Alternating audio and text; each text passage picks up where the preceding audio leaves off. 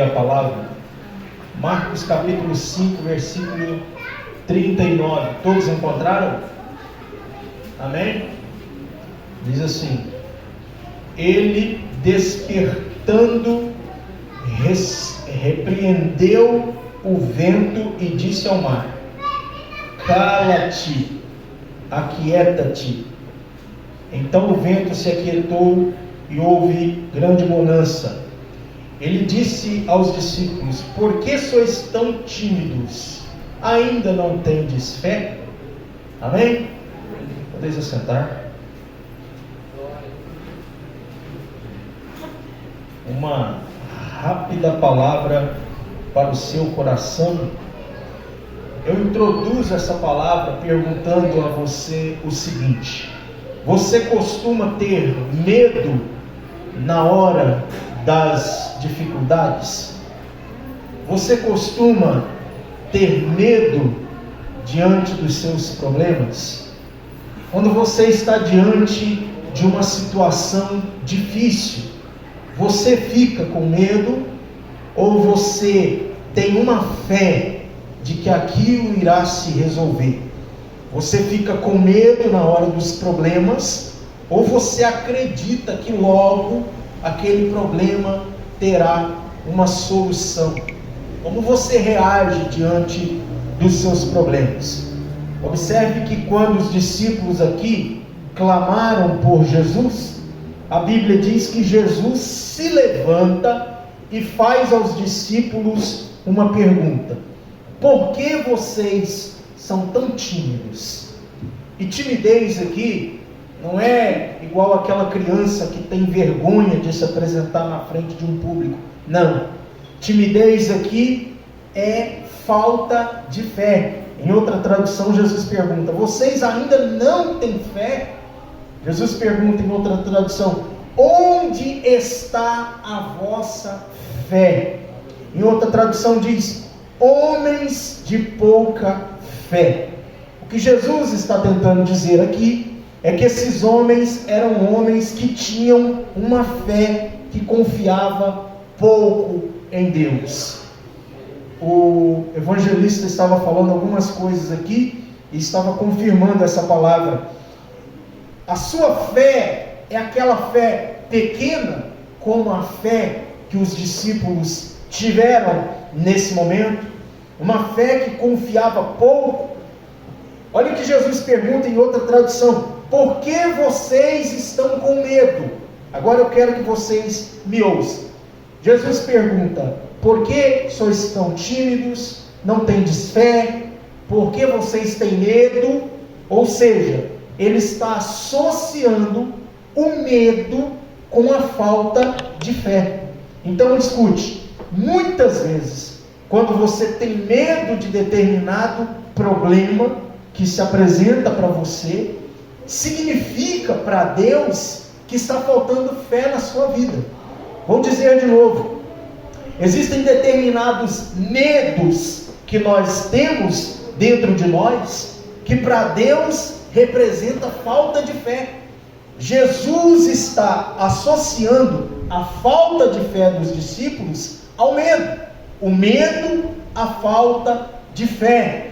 Muitas das vezes, nós temos medo de fazer algumas coisas. E se isso não der certo? E se isso não funcionar? E talvez seja algo que Deus já falou no seu coração para você fazer. Talvez seja algo que Deus já disse para você que vai dar certo. Só que a falta de fé não deixa você fazer. A falta de fé te aprisiona e não deixa você caminhar até onde Deus está mandando você caminhar. Então muitas das vezes o medo que você tem não é simplesmente um medo comum. Esse medo pode representar a falta de fé em Deus, na provisão, a falta de confiança. E essa falta de confiança, essa falta de fé faz na hora da crise você ter medo, faz na hora da crise você sucumbir. E se tem um momento que a gente precisa acreditar em Deus, se existe um momento que a gente precisa confiar na provisão, é nos momentos difíceis. é nos momentos de dificuldade, porque se tem um momento que Deus não nos larga, Ele não nos larga em momento algum, mas nos momentos difíceis da sua vida, pode ter certeza, Deus vai continuar ali do seu lado. Você crê nisso? Você pode dar glória ao nome de Jesus? Então eu pergunto, se temos fé ou não, é uma pergunta. Agora a segunda pergunta é o seguinte: como eu faço para ter essa fé em Deus? Como eu faço para ter essa confiança em Deus? Você sabe? Você sabe o que você tem que fazer para você ganhar a fé que você precisa? Você sabe o que você tem que fazer para você ganhar a fé que você precisa? Você sabe o que você precisa fazer? Olha o que diz a Bíblia. Jesus perguntou por fé, mas se você pegar o início do texto, lá no início, pastor Haroldo, Jesus estava pregando a palavra para eles, ensinando a palavra para eles. Escute, igreja, preste atenção nisso aqui. Jesus pergunta por fé, porque primeiro Jesus pregou lá atrás.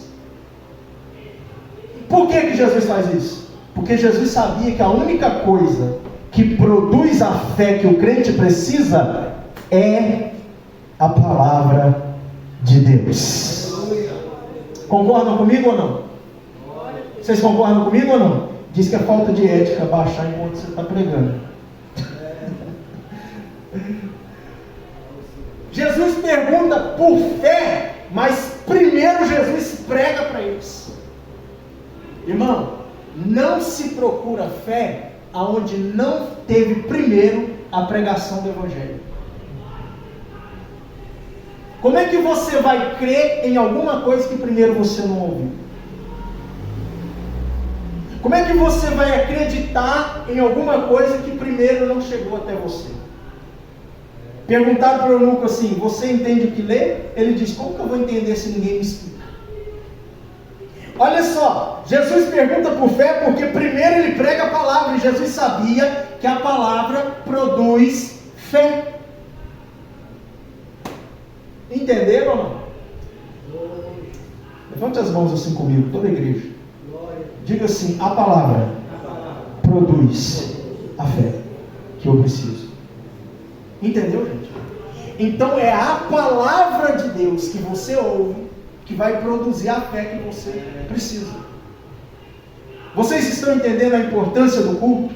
A importância da igreja? Estamos vivendo na época de pessoas que acham que não precisam ir para a igreja, para o templo físico. Ah, eu sou a igreja de Jesus. É verdade, mas a igreja, ela se reúne. Atos 2. A igreja primitiva, ela se reunia. Vocês viram na época da pandemia a falta que a igreja fez? Estar no templo. Pastor Haroldo, hoje eu estava lá na minha casa, aí por um momento eu pensei, eu acho que não vai dar para ir na igreja hoje. E já começou a me dar uma angústia dentro do meu espírito. Eu não vou nada, eu vou tomar um banho e vou para a igreja. Porque quando você vem para a igreja, você volta cheio de fé. Porque a palavra produz isso dentro de você. Irmão, quem aqui já ficou em casa, num domingo, por exemplo, não veio no culto, aí você ficou lá na sua casa pensando assim: está faltando alguma coisa? Já aconteceu isso com você?